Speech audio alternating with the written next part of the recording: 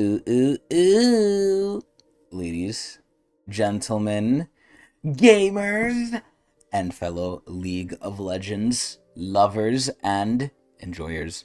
Welcome back to patch 14.8 notes, reaction, review, deep dive, whichever you want to call it. The series where I go in depth into the patch notes and I tell you what's good, what's not, and why. Being the League of Legends god that I am, playing since season 3 and before because I played in the beta. Anyway, we are back once again on our 2 week hiatus, on our 2 week cycle to go over what's new in the patch notes. Now, following last time and also following just general League news and trends, this might be a little bit of a doozy. Now, League, I think, has been on a little bit of a boring curve, similar to Genshin Impact. I think League has kind of been stagnant. Nothing's really happening. Nothing's really going on. Nothing crazy, which could be a good thing, could be a bad thing, depending on what side of the fence you're on, aka what role you main. If you main AD, it's just tragic. You're getting fucked. If you do anything else, you might be alright. But I think starting from this patch, things will get a lot better. And by a lot, it's relative, but things seem to be on the uptrend, and we'll go into why shortly. Hopefully it's in this patch, but let's see. So anyway, welcome to patch 14.8, the official patch for MSI 2024. In this patch, we're focused on getting everything ready for MSI, so there's going to be a lot of pro-skewed balance changes here, as expected.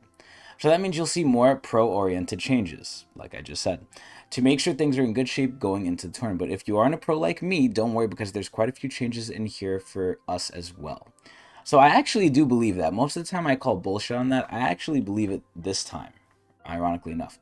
In other news, we have an update on Vanguard, Riot's, and by Riot, we mean Tencent's backdoor into our system, where they can do whatever they want because of anti-cheat. A new batch of Blood Moon skins, and a Mythic shop rotation, and a batch of ARAM balance changes. So, exciting stuff. Not too exciting, but somewhat exciting. So, let's see. Ironically enough, I might have been wrong, actually. So, maybe it's not this patch. I was thinking it might be this patch. It actually probably isn't. It's probably the next patch that's coming out in 2 weeks where things are really going to start hitting the fan. So actually, it looks like somewhat of a weak patch this time. There's only 3 skins here, and it's ironic enough because, again, as I always say, rest in peace, Surrender at 20, but I have no clue what these skins might even be, and I'm not going to look at them till the end. So anyway, moving on to Vanguard. Beginning with this patch, Vanguard will officially be turned on in the Philippines on the live server. So this is where originally Riot was going to roll it out a lot sooner, and they got scared because everyone made a big hissy fit, rightly so, because you can't turn off Vanguard. If your PC is on, Vanguard needs to be on, and if you turn it off, you can't play League or Valorant or whatever without turning it back on, which means restarting your PC. So they really want to have, at least for the common person, all-time access, which is a little scary, but that's the day and age we live in. So, this means the enforcement of Vanguard will be in effect for that region. You will be unable to queue unless you have Valorant on. Or sorry, not Valorant, Vanguard. My apologies. For the rest of the world, the patch will contain a pop-up to check your compatibility. I got mine. I'm all good. So I'm going to skip the rest of this in the idea of time. Or in the essence of time? I forgot what it's called. But anyway, check out the dev blog if you have questions. Realistically, it's not going to change anything. It's still coming. So, I know Akali is getting a skin next patch, so I'm assuming we're going to see a buff here. They're increasing her base health. Whoop-de-doo. I'm going to try and go a little bit quicker with this one, just because I'm so fucking busy today. But Akali's getting slightly tankier, at least at the base level, so that's pretty good. Her early game is slightly better. Nice. Azir. Faker has been absolutely going apeshit on Azir in pro play, so they're probably going to nerf the fuck out of Azir. Let's see. Azir has been a pro play stable for an incredibly long time thanks to his passable laning phase paired with an incredible late game and playmaking potential, which I feel like they've really cracked down on that. Azir used to have a way better late game, and they did adjust stuff to kind of put more power into his early mid game, especially his early game, and take it away from his late game a little bit. But Azir has really shifted from when he came out. Still the same thing, but just in a different way. Before you had to build attack speed AP, now you just build straight AP, kind of. But anyway, what are they doing? They're obviously nerfing him, so his health regen's going down, which I don't know how much that actually means. And his W is getting a little bit less base damage. This does nothing. This actually does nothing. Briar. So I'm actually curious what they're gonna do. I feel like they've smacked Briar around silly, stupidly enough. Like she was really, really good stat wise. She's basically a stat stick. If her stats are there, she's good. If she's not there, like numbers wise, she's just gonna get steamrolled. And they keep trying to push Briar into more of the bruiser build, not really the assassin or crit build, which is actually pretty fun. So again, because this is MSI patch, they're probably going to be really serious with her, and they're probably going to push her even more towards the bruiser build. Excuse me. Will we ever see Briar in competitive? And by competitive I mean in pro scene? Probably not. But if her numbers are there with the build, which I think, ironically enough, even though they keep nerfing her, I feel like they keep pushing her into the bruiser build more and more. I think we might actually potentially see Briar by some loser team who's probably gonna like just get fucked off anyway. But let's see. So what are they doing? Briar continues to be very strong in lower skill tiers, or slow skill levels, ironic. So we're taking another pass at her to address this. The bug fixes to Sundered Sky, one of her core items, were a contributor to some of her power. So we're nerfing her sustained output, yada yada yada. So what are they doing? So her health growth is going down by 5. So 5 times. I should really remember this because we do it all the fucking time. But 5 times 18. So you're losing 90 health. You're almost losing 100 health, which is fine. You more than make it up with the items you build, or you're supposed to build anyway. The Q is getting 25 extra range, which is pretty good, pretty decent, not bad. And then the W, which is the most important part, is getting nerfed from 110 to 95. Briar is a little bit weaker. The W is basically the crux of her kit. Obviously, the Q extra range helps, but they think that her, like, bonus, or not bonus stats, but like all of her stats are kind of just too high, so they're just going to keep touching them up. I feel like because of her whole gimmick of you can't control her, right? You kind of just do whatever. You could kind of control her with the Q, but that's about it. It's like she's a very feast or famine champion, and it's obvious why she's gonna do good in the lower skill brackets because these people are stupid. Like it's like lambs to a slaughter. That's why Yi's really good down there too. Now Yi has a lot of bells and whistles, and he has a lot of high skill ceiling potential, just like a Cowsep, right? But most of the time, these are simple champions that just face roll you. Like, let's be real. So Briar being good in low skill tiers, I don't know why they have to nerf her. Now they're not necessarily full nerfing her. They are giving 25 range to the Q, which is good. Like range is always good, but it's like they're taking away a lot of other stuff with it. So I feel like it's net neutral, kind of going towards negative. So let me actually read what they're saying here. Bracket should be very strong that never stay up for players who like switching targets and cosplaying Lee Sin hopping towards. So that was actually a big buff they did. Briar can Q on towards, which she was never able to do before, and that was in a previous patch. So that's really good. Briar though, I think is worse for wear after this for sure. Draven. So I can see Draven getting nerfed for the pure fact that they are actually using him in competitive play. Oddly enough, Draven is a very feast or famine AD, and if late game hits, he could still do good, especially in a professional's hands. But he's super, super risky, and in general, competitive is not about risky, it's about safe, it's about secure. Draven is kind of the antithesis of that, and to see him being played, I feel like that means he's OP, which means I think he will probably get nerfed. So let's see. Despite what he might admit, Draven's early game lacked the power that gave him the ability to control the laning phase, which is ironic because I think that's completely false. We want to reestablish Draven's ability to be a lane bully, which I think he is if you're good, and your support's actually with you and playing the game. So we're putting a bit more power. So they're buffing Draven? This is ridiculous. So what are they doing? The base damage is going up by 5. Okay, they're doing nothing. Cool. Galio. I feel like they keep touching Galio each fucking patch.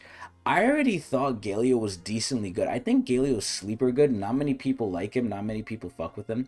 And that's because, number one, for a long time, people have this idea of Galio in their head. His lore even accentuates this, that he is a anti-magic tank. But realistically, what they're trying to make him is an anti-magic, if not bruiser, then mage. Because I feel like low-key Galio really does do a lot of damage. Galio is really fucking good.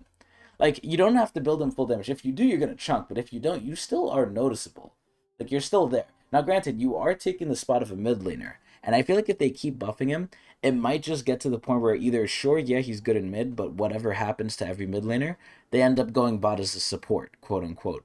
So, you got to remember, unless Galio is, like, really outputting the same damage as a mid laner, and even then, his whole kit doesn't really account for that either. His whole kit is supposed to be like half defensive, half poking.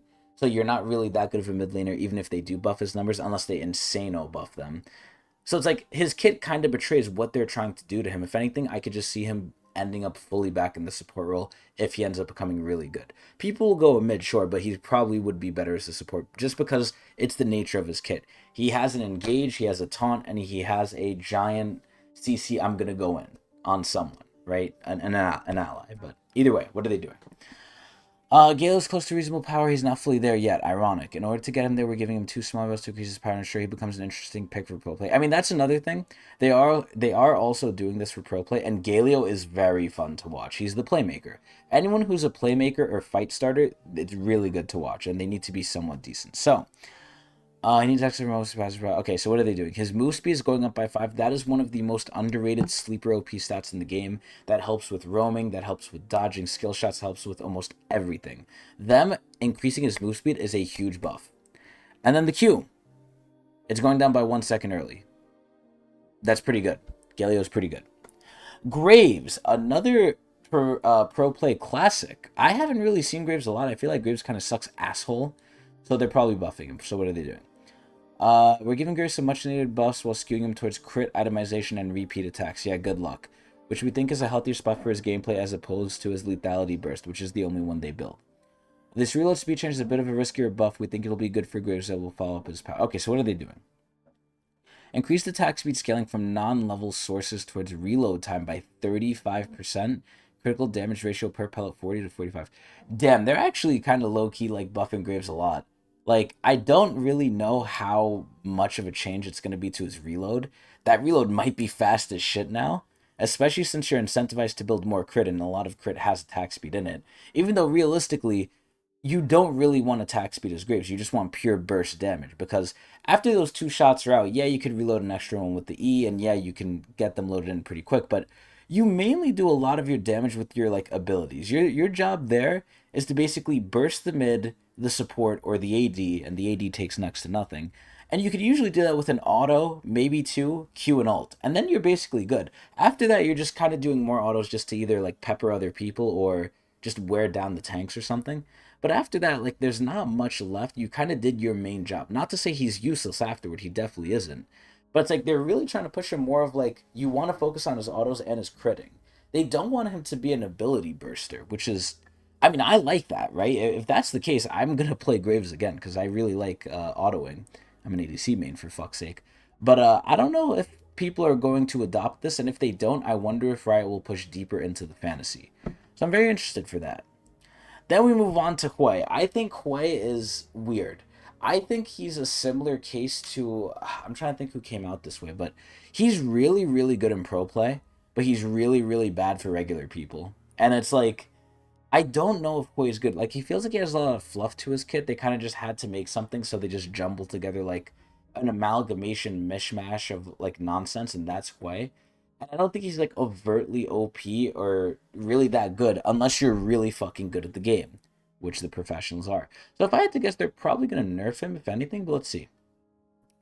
We'd expect we'd have to balance Quay around pro play with pretty low win rates for regular players. However, as pro season has developed, it looks like we have more room than we initially thought. So we're giving him a small buff to his passive. Okay. So basically, he's not even that good in pro play either, which is wild. So the bonus magic damage on his passive is going up by 5%, which is kind of nothing. Now, again, if this keeps happening, I probably won't notice it. We all won't notice it, and that's how Riot operates. They do things by 1,000 cuts. Eventually, it's going to happen, but Hoy's slightly better. But apparently, if he's getting a buff for pro play, he's really not that good.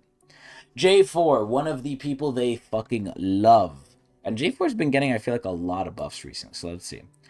Jarvan is one of the simpler junglers to play. So anytime his win rate is lower, skill brackets barely crest 50, he's actually weak. Yeah, because he's so simple. Like, it's kind of like a similar thing with Bright. It really is just a numbers game. His kit isn't necessarily unfair. There's a lot of counterplay to it. It's very obvious what Jarvan is going to do and when. His kit is very fair, very obvious, so it's really just a numbers game. And obviously there's always skill involved, but mostly it's a numbers game. So what are they doing? They're buffing the passive up by 1%. That's pretty good. Nice. Oh my God. Jin is here. I hope to dear God they're buffing him. I hope to dear God they're buffing him. I really, really hope they're buffing him. So I am the Jin aficionado. I am a Jin main through and through. Like, I love Jin, one of my favorite ADCs almost ever, up there with Kog'Maw and Jinx. Those are like my three trifecta of ADCs. Like, I want to kiss Jin on the mouth. Jin was like, I just love every aspect of Jin. I love the passive. He's one of the unique best people, some of the best skins in the game. Great lore. I cannot stroke and throat and gobble Jin's cock enough. I love Jin, and they better not nerf him. Now, sadly, to give a little bit of the history to Jin, Jin has had difficulties in League because of his unique nature and him being an ADC and having the curse. He's had a lot of good times, way more bad times, but he's always been pretty decent. Now, the best Jin I ever remember was two Jins. Jinso's Jin, back in the day when Jinso's used to give stacking AD and AP percentage per auto, where Jin was easily able to get over 1,000 AD because of the math working out with his passive. And number two, what the fuck was it called? Oh my god, what was it called? It was called not Death's Touch. It was called it was a similar name to the Deathfire's Touch. That's what it was called. So it was based off the item Deathfire's Grasp, except it was a rune back in the day when runes and masteries were kind of, I think, still separate. Um Essentially, if you hit someone with an ability, they would take dot damage, they would take burn damage similar to a mini ignite based on your damage. And Jin, being the animal that he is, that had a lot of damage, that burn, if you hit someone with Jin's Q, with Jin's W, E, ult, whatever, their burn that they would take, which had no cooldown, by the way, would be astronomically large. It would be better than Ignite. It was actually stupid. Deathfire's Touch was ridiculous. Now, ever since then, Jin has been good and bad. Now, with AD items typically being in a decently better spot than they ever were in the past, aka Infinity Edge, and also Lethality being what it is with Hubris, and also because they made it scale 1-to-1, Jin has been, and I feel like, in an okay spot. Could he be better? Yes. Now, the biggest thing I think violates Jin, and the biggest thing that I think is the one mistake they made, was they wanted Jin to play like a person, or not like a person, a sniper who like sets up stuff. That was the whole Jin fantasy. The whole Jin fantasy they wanted was you set your traps out, someone walks into your traps, you W them from outside their screen, and then you ult them and then you kill them. And not to say that can't happen, but realistically speaking, the ult is either like a team starting, ult barely. In the middle of the team fight, you could do it to try and pick people off from safety, or at the end, you'll do it to clean up if you can't get to them. But the ult is kind of like there, it's useful, it's helpful. But the main thing Jin does is he runs around with his fucking like Glock cannon that he has in his hand, and he will 1 to 2 tap you. He is the only AD that could do it. He is like a bursting AD with his autos. It is wild what he does. And I think it's great. And the vision they had for him is something that I don't know if they're ever going to let go, but I really think they should let it go because that's what they modeled his kit after.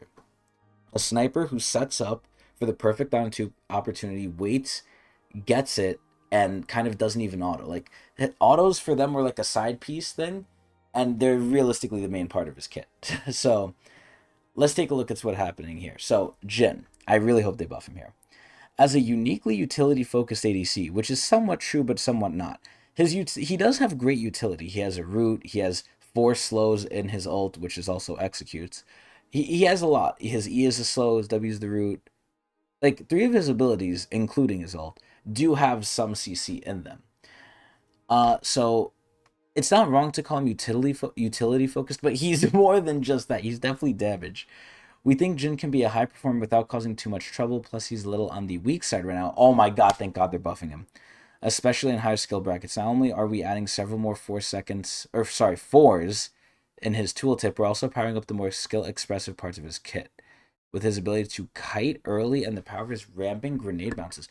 So one of the biggest nerfs they ever did to Jin was with Jin, if something died while your grenade was bouncing, it would count towards the grenade's bonus damage, even if the grenade did not kill it. And this was a really, really niche thing, and when it got nerfed, it was actually a big deal. And I think, aside from that, I mean, if they return that to its former glory, it is kind of buggy, it is kind of unfair. But returning that would be a great buff to this queue. Aside from that, I honestly don't know what they could do aside from just jack up the numbers. So, Let's take a look. So his passive. Bonus move speed on critical strike. So 10% plus zero point 0.4 bonus attack speed. So his move speed was always dependent on his bonus attack speed, which is why sometimes I and other Jin aficionados who are smart would go attack speed boots, because not only does it give you damage, believe it or not, attack speed gives you damage, but attack speed also gives you move speed when you crit on Jin. Jin's kit is very cool. So what are they doing? How are they changing it? So from 10 to 14. So they really are going with the whole 4 theme. That's pretty good. That's an extra 4 base, and then obviously it scales up from there. But you're getting 4. That's not great. It's not amazing. It's pretty good, though. And I definitely got to play with this around. I mean, I already go move speed gen anyway. Like, you know, it's just attack speed gen, which translates into move speed gen, which is still in his regular builds, too, as long as you're not building stupid lethality. But this is a pretty okay change. So after that, his Q. Let's see. So the minimum damage, they're lowering it by 1 to go with the 4, you know, big thing. It's ending at 144, but the the AD scaling is going up by a decent amount. It's almost 10%. It's 9%. That's actually pretty fucking good. And again, they're going with the 4 theme, which is hilarious. Jin's Grenade is going to do a bit more. And if you get all 4 bounces, that shit will fucking hurt.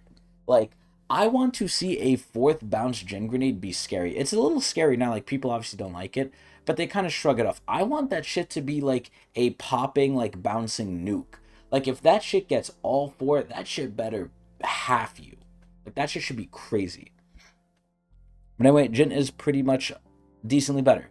Not anything crazy, but I gotta test it. But it could be, like, middle of the pack pretty good. Kaisa, one of the people who they love at Worlds because of the meme. Kaisa. Kaisa's pretty decent. She can go pretty much a lot of different builds, and they've tried to nerf all of them. So I really don't know where she's sitting. I feel like she's not that good, but I honestly don't know. I don't know what the fuck's going on with Kaisa, so let's take a look. We want to buff Kaisa to encourage more ADC diversity in solo queue and pro play without touching her AP builds, which is the bane of her existence. Everyone else can do whatever they want except ADCs, especially Kaisa. Like, people want to go jungle. Okay, yeah, sure, let's put Zed, Gare, in jungle. Sure, why not, right? Oh, people want to go bot lane, people want to go ADC. Yeah, go ahead, right? People want to go support. Oh, yeah, fine. But the original ADCs, they get hit over the mouth. So, they really don't like people playing by the not rules, especially in bot lane. So let's see what they're doing. So damage per missile for her Q. It's going to 5%. I wasted time on this for nothing. LeBlanc. So LeBlanc is one of the champions for Faker, obviously, and any Korean mid laner worth their 2 cents. So I haven't seen LeBlanc, thankfully, which is weird because I feel like because of all the magic items and everything, she would be pretty decent. I don't know why assassins are not as picked as they used to be anymore. Oh, Galinichta. Family's saying goodnight to me. Anyway, this is where I really don't know why LeBlanc is good. I feel like she should be, but I don't know if she got like a secret nerf or something because I barely remember the old patch notes. So let's see what she's doing. LeBlanc is struggling in solo queue and it isn't seeing much presence in pro. So we're giving her a bit more power to play with. Ugh. We're lowering her W cooldown to increase her agency in lane, which means she's ungankable and has easy access to free damage on you. As its level 1 value is currently a bit too high. Okay. Wait, what? If they're lowering the cooldown, why is its value too high? Wait, what? That doesn't make sense. We're also increasing her Q base damage. It's quite impactful for her early laning phase and high skill practice, but should be felt by all due to its last testing benefit. So what are they doing? So the Q is going up by 5 damage. Okay, so nothing. And that's base, so it really is nothing. And then the cooldown of the W is going from 18 to 15. That's pretty good. LeBlanc is decently better after this. I feel like she has the damage there. It's just, I guess it was the cooldowns, but the items should really be helping her. I don't understand why LeBlanc's not good. Maybe it could be like a ripple effect from all the tank items and everything. Maybe the tank items are just that good. So where like assassins really can function. Because you don't really need to be an assassin to kill the AD, but you need to be not an assassin to kill everything else, for the most part. Let me take a little swig here real quick.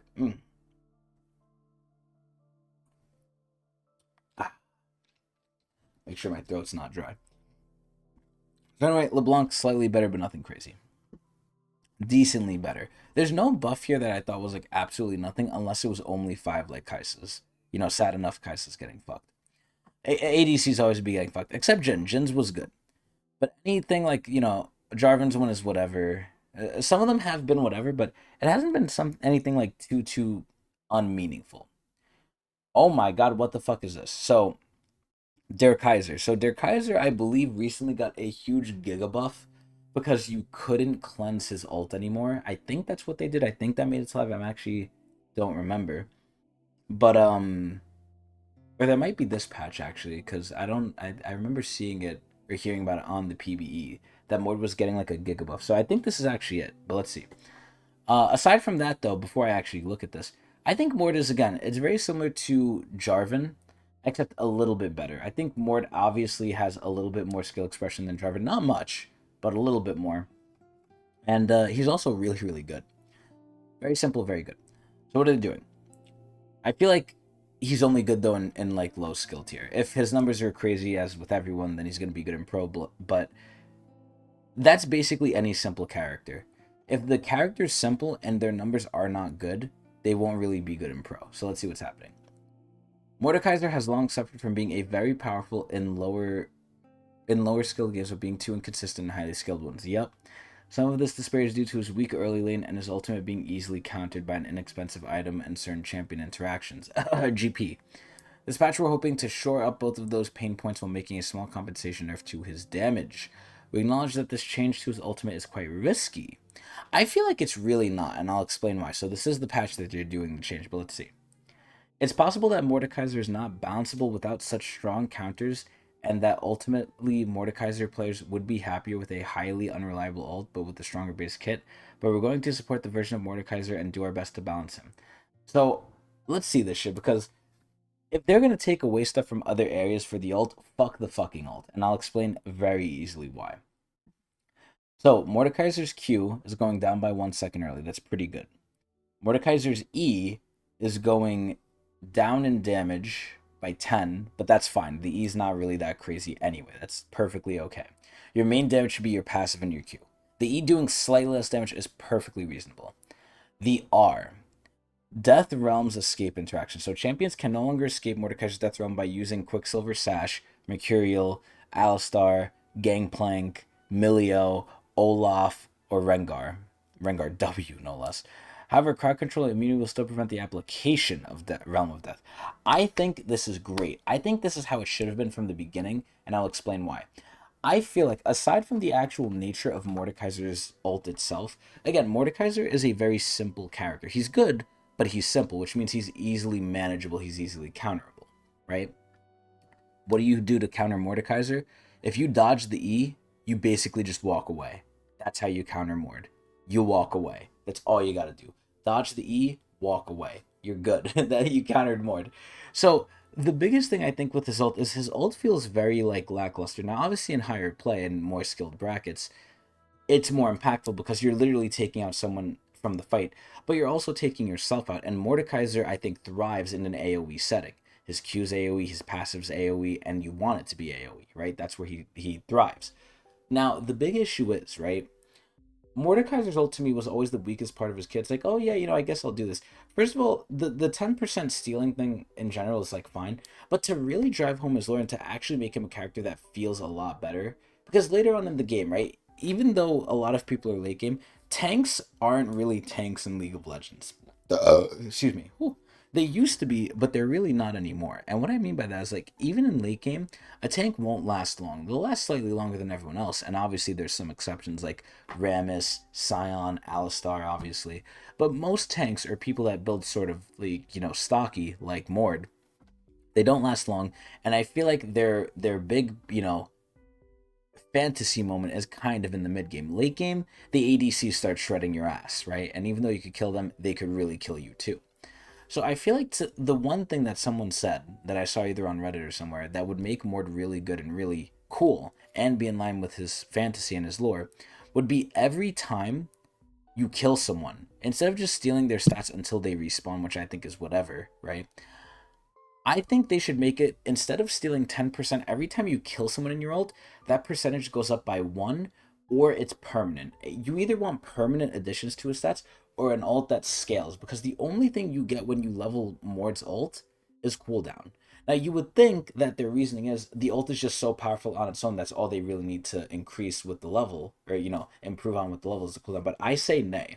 I say one of Mord's biggest issues is the fact that his ult isn't as impactful. Because realistically speaking, yeah, sure, you're stuck in the death realm with him. He steals 10% of your stats, sure. But if you dodge the E, what is he going to do? You're going to walk away, and he's going to just chase after you and waste most of his ult anyway, and it's going to be pretty much useless. Like, Mord's ult is so fucking bad, man. If they wanted to make Mord good, I mean, this is a step in the right direction, sure. But if they actually wanted to make his ult good, either make it infinite stack or make it, like, permanent. Like, those are the two things that would make him really, really good. And I think it would be fair. And that's his whole lore and thematic, that he subjugates souls. He doesn't subjugate them, for 5 minutes and that's it. He subjugates them forever. So that's just my little tidbit on Mord. Mord is pretty, I don't even want to say slightly. He's decently better after this, for sure. Olaf. I hate Olaf. He's very simple. Similar to Mord, if you dodge his stuff, you just walk away, you counter him, but you're going to have to keep dodging. I think Olaf is really good, though. I really do think Olaf is good. Now, I don't know which Olaf is better, jungler top. I'm honestly not sure. But if I had to pick one, I'd rather get a top Olaf, just because it has such a strong early game. But let's see what they're doing. Olaf gained a lot of jungle power last patch, but he still needs a bit more help. Wow, similar to Sassy, feels a bit constrained with his main role, so we're focusing on increasing his jungle power.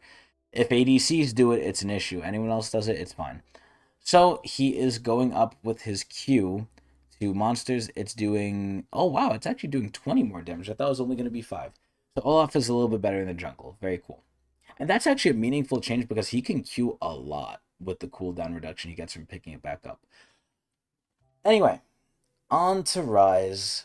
Oh, Ryze. The person who's forever touched by Riot's stained hand. They don't know what the fuck they're doing with Ryze. I would love to see Ryze at Worlds. Or not Worlds, sorry, MSI. I definitely think Riot does too. Ryze is like, he's a classic. He's definitely a classic. He's also one of Faker's people. So I feel like we're going to see a buff here. So let's see. We're giving Ryze some power tailored to average players. Wow. So the slow is going from 35 to 50. That's a huge fucking change. And then the cooldown is going from 13 to 11. So they're shaving 2 off early. That's really good. Ryze is decently better. I think they need to maybe just decreases, or, maybe not decreases Q cooldown, but do something else to, like, the actual parts of his kit. Or just massively overload the other parts that aren't really as impactful as the other parts. Because realistically speaking, the W, like, slowing is kind of whatever. You're realistically doing the W slow when you fucked up the combo, because, or actually, when you fuck up the combo, you could do it for the root. Actually, no, this is pretty good. Never mind, I changed my mind. This is pretty good. Skarner. Oh my sweet Jesus Christ. Okay. So I've played the new Skarner, I think, once or twice. I know once for sure. I don't know if I did it twice. I will say this. Skarner's rework, really cool looking, really nice.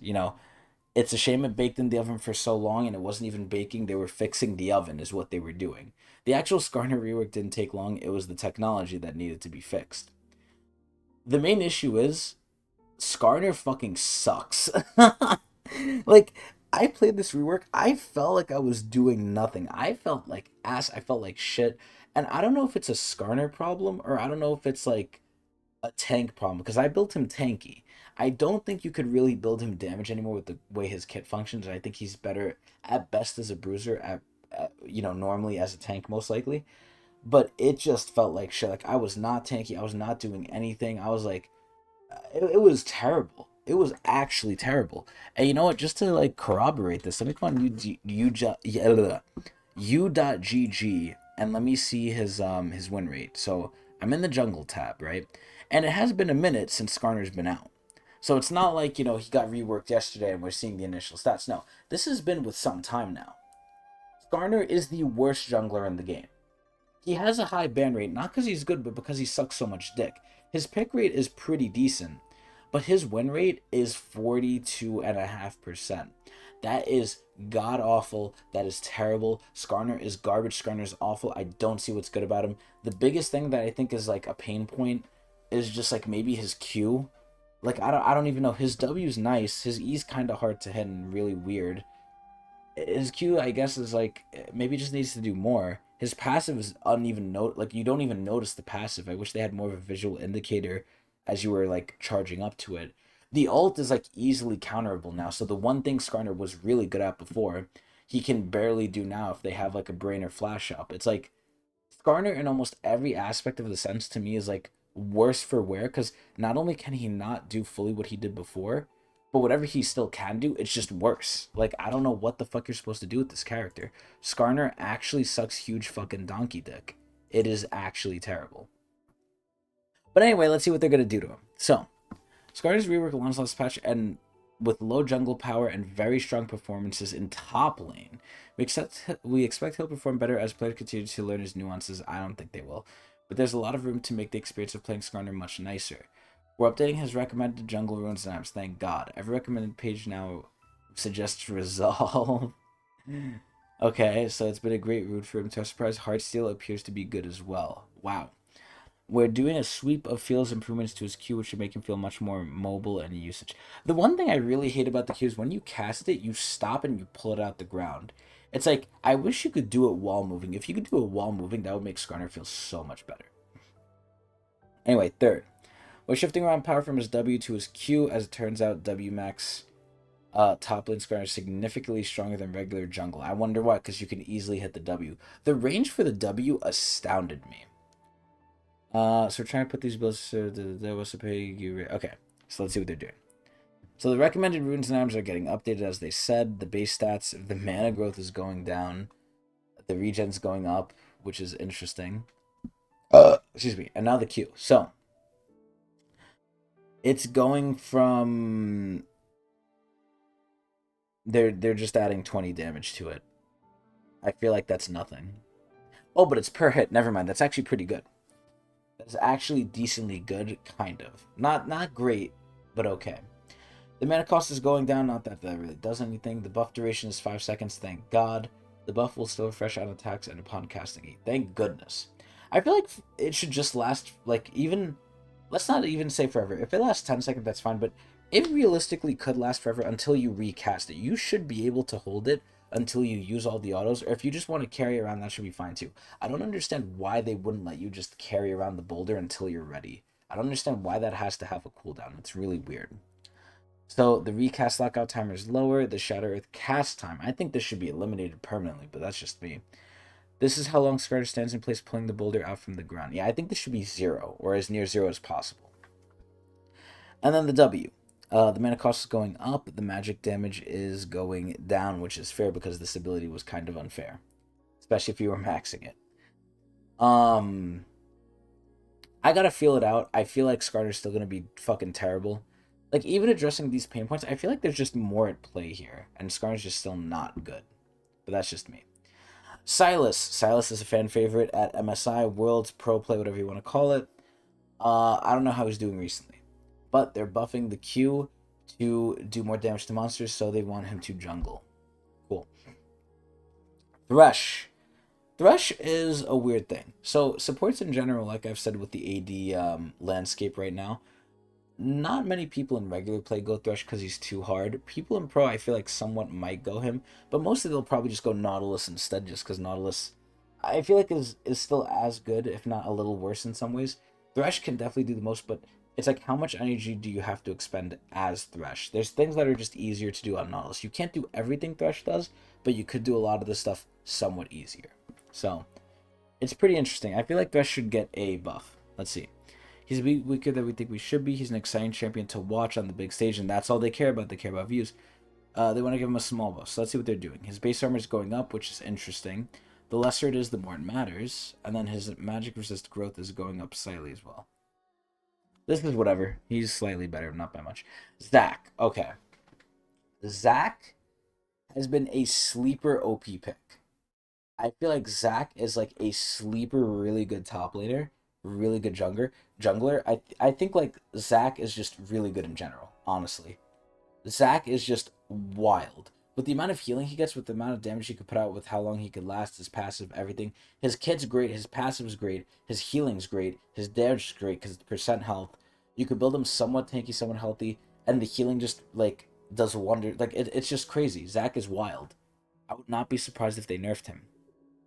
What are they doing? Zach has been bouncing around, dominating top lane for a while, much to his opponent's chagrin. He's pretty well balanced jungler, yeah, right, but not a pretty interactive overbearing talent. Okay, so his base health regen is going down by a decent chunk. I don't really feel like that's gonna change much, so Zach is fine. Zeri, finally our last champion. Holy shit. I feel like Zeri is interesting. I don't feel like she's strong, so if they nerf her, I'm kind of gonna be sad. But I think like Zeri is just like a shell of her former self. She lost most of her identity. She used to steal shields and get move speed from it. She doesn't do that at all anymore. She used to be the counter shielder slash bruiser ADC. She lost both of those, her bruiser build and her shield stealing. Now it's like, what is Zeri? She's more of just like a gimmick character that I guess has a lot of range and is kind of hard to lock down. So she is safe in that sense, but I don't think she's that good. I think that you're better off just playing like a traditional ADC that just does more damage. Zeri will do damage. She's not a hyper, but if you let her fester, then she's good.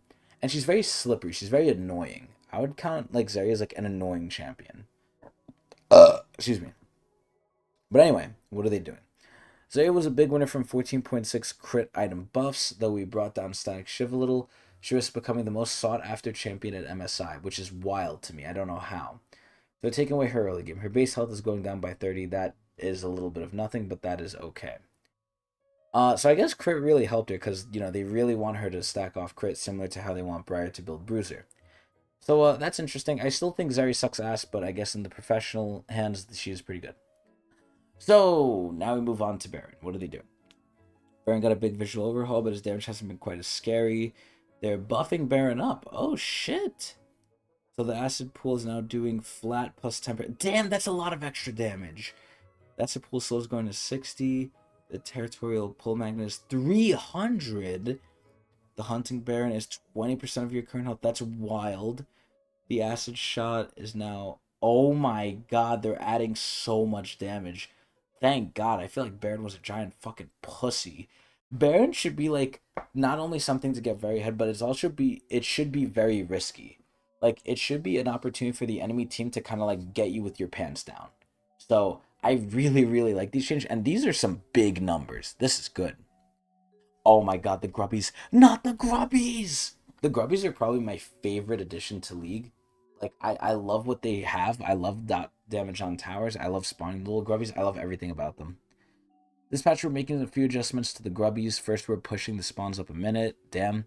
This is intended to let their spawn time with solo laners hit level 6 so they can contest it, which is fair. We also like to differentiate spawn time from dragon to create more tension. Okay. That's pretty good, I guess. 3 spawn times should change. We go for the fire, at least dare say your ballad. Secondly, we believe the reward itself should be more powerful. Wow. So, this is where it's kind of interesting. So, let me read what they're changing, and then I'll say my thoughts. So, the initial spawn timer is obviously going to 6 minutes. The touch of the void damage per stack is 8 to 4, so it's slightly buffed. And then Hunger of the Void grants a second summon. Wait. Oh! So if you have 4 Void Grubs, now you summon the 1 Grubby. And at 6, you still summon 2. Okay, so they're lowering the requirement. That's really good. I actually really like that. That's really, really nice. So, this is interesting. I don't necessarily like that they're increasing the spawn timer because it should be a choice whether you have to go for this or dragon, and then it's kind of like a fight thing, right? Where if your bot lane is like sufficiently fed or your mid laner has a brain, they can kind of like contest dragon and like keep the enemy jungler off of it while you get grubs or vice versa. I feel like it's even better to have it be a sort of competition. Like, okay, grubs are up, dragons up at the same time. Which one should we prioritize? And most of the time, I don't know what it is. I feel like it could be a coin flip, but I would personally go for grubs. But like I like the fact that you have to plan around like, okay, because they're both spawning, we have to like watch out for the other one. Like we have to do something or we have to just give it. I like the whole play around it. Now it's just like, okay, grubs are there, we could just focus our attention there. So this whole idea, right, of like delaying sending your ball lane up to top, it really is just delaying it. It's still gonna happen. It's just gonna happen a minute later, which is like, what's the point?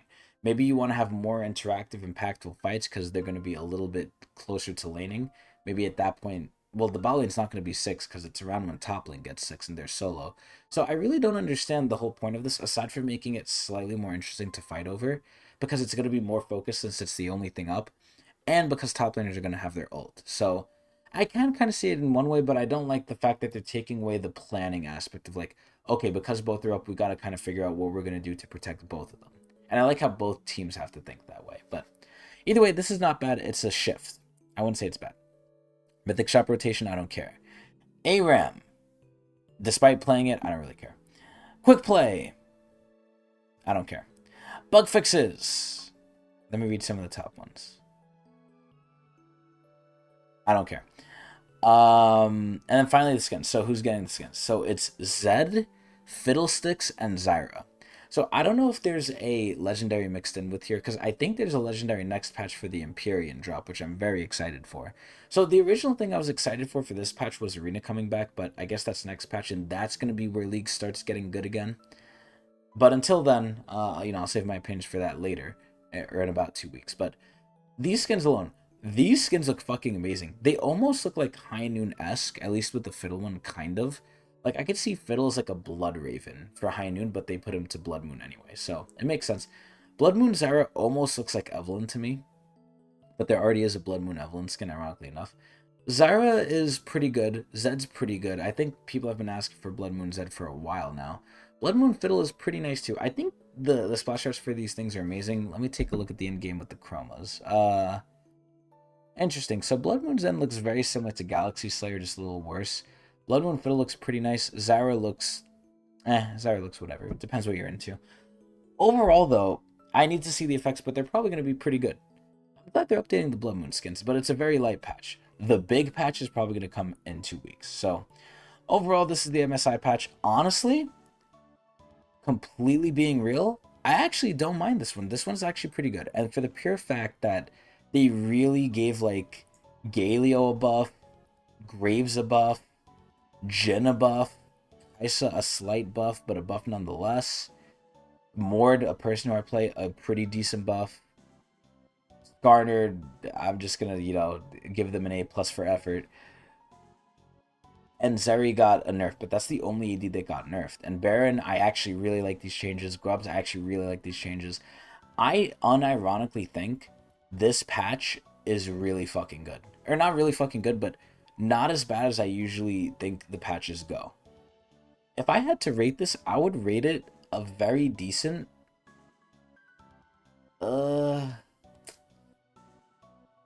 honestly, 6.5. 6.5 out of 10. 5 is neutral. Always 5 is neutral. I wanted to rate it a 7, but I don't know how the Grieve change is going to land out and stuff, so... And with the Jhin change, I'm not sure how well it's going to feel, even though it is a buff. So it's like, I'm more curious than anything, so I gotta put it at a tentative 6.5 Mark Merrills out of 10. But that's still really good considering League's track record with these patches. So I'm very happy, and I'm very excited for the patch in 2 weeks, which is actually going to make League fun again, and I'll go into it then. But overall, 6.5 Mark Merrills out of 10. Pretty decent, not bad. MSI should be pretty cool to watch and fun. And if you want to watch me, come watch me at Twitch TV/Tecnics channel, where I do this live. Eee!